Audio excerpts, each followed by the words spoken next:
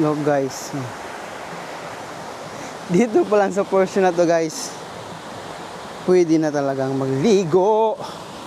Ganda na agad.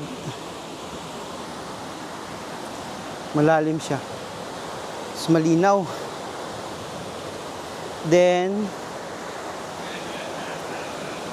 yun. Sa mga gustong magluto, yun, mayroon tayong medyo kuweba-kuweba. Okay. Yung portion na yan. Yan. Para siyang kuweba, pwede dyan magluto. Then, look, tignan nyo to. Tignan nyo to, yan.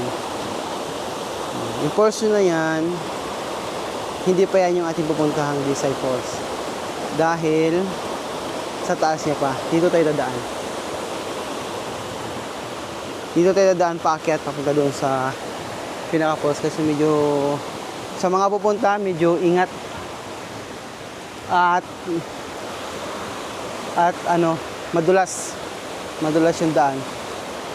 Okay, kaya na tayo.